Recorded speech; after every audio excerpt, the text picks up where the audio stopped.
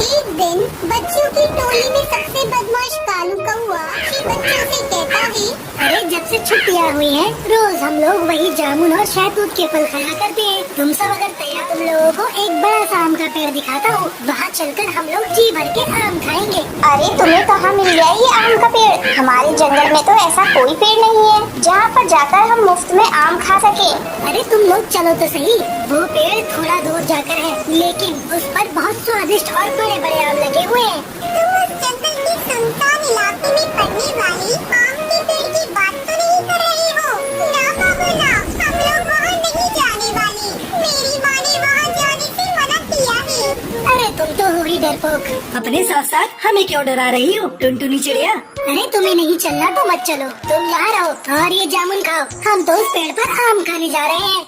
सारे पक्षी कालू की बात से सहमत हो जाते हैं और स्थान पर लगे हुए उस आम के पेड़ पर आम खाने चले जाते। अरे वाह कालू, तुम तो सच कहते थे। इस पेड़ पर तो बहुत सारे आम लगे हैं। अब हम लोग रोज यहाँ पर आम खाने आया करेंगे।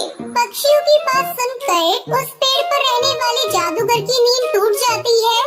अरे वाह, पक्षियों के बच्चों की आवाज। मेरे आम के पेड़ पर फल खाने की कीमत अब इन बच्चों को अपनी जान देकर चुकानी पड़ेगी। आज तो इन बच्चों को खाकर मैं अपनी बरसों की भूख मिटा लूंगा। अब इन बच्चों में से मैं किसी को भी नहीं छोड़ूंगा। दुष्ट जादूगर पक्षियों के बच्चों पर हमला करने ही वाला होता है या काका वहाँ से गुजरते हैं। अरे बच्चों, तुम लोग इस पेड़ पर बैठकर क्या कर रहे हो? क्या तुम्हारे माता पिता ने तुम्हें नहीं बताया इस पेड़ से आम खाना मना है? चलो जाओ यहाँ से। हरियर काका को वहाँ देखकर सारे पक्षी बच्चे डर जाते हैं और तुरंत वहाँ से उड़ जाते हैं। ये कैसे हो सकता है? मेरे इतने करीब आकर मेरा शिकार मेरे हाथों से निकल गया। इन बच्चों की महक मेरी भूख को और भी बढ़ा रही है। अब मैं इन बच्चों को खाए बिना नहीं रह सकता। कोई उपाय तो ढूंढना ही होगा। इसके बाद दुष्ट जादूगर बच्चों को शिकार करने के लिए एक उपाय जादूगर एक साधारण कवि का भेष बदल कर जंगल में आम बेचने आता है। आम ले लो आम, ताजे ताजे आम, मीठे रसीले आम। मेरे आम इतने ताजे और रस भरे हैं कि जो इन्हें एक बार खाता है वो दोबारा खाए बिना रह नहीं पाता।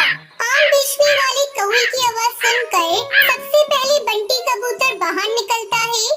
अरे आम बेचने वाले, तुम्हारे आम तो वाकई बहुत बड़े और रसीले लग रहे हैं। ऐसा लगता है जैसे तुम उसी पेड़ से तोड़कर ये पीले आम लाए हो।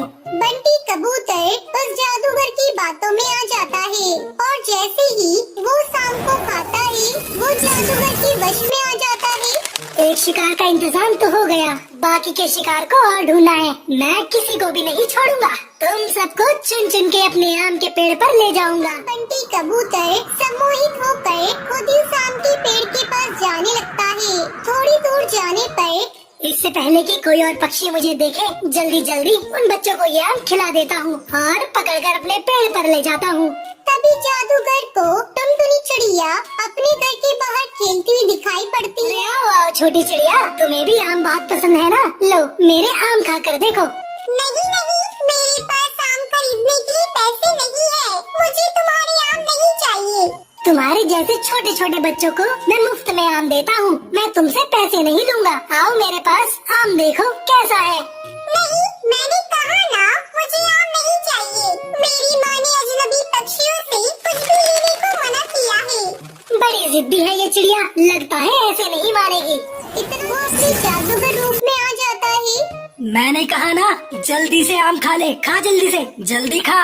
जादूगर जबरदस्ती टुनटुनी चिड़िया के मुंह में आम का टुकड़ा डाल देता है, जिसके बाद वो भी सम्मोहित होकर वहाँ से आम के पेड़ की इसी तरह वो दुष्ट जादूगर बारी बारी से जंगल के सभी पक्षियों को वश में करके अपने आम के पेड़ पर ले जाता है। जंगल में अपने बच्चों को गायब पाकर सारे पक्षी रोने लगते हैं। अरे देखो पक्षियों, एक साथ इतने सारे बच्चों के गायब होने के पीछे जरूर कोई बड़ी वजह है।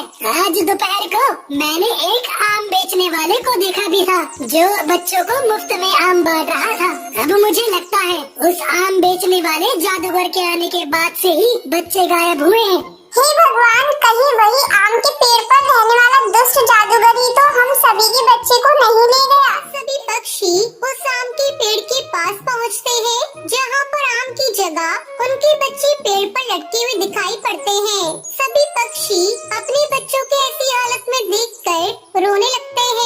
अगर अपनी जान प्यारी है तो सब के सब चले जाओ, वरना तुम्हारे बच्चों के साथ साथ आज तुम लोग भी मारे जाओगे।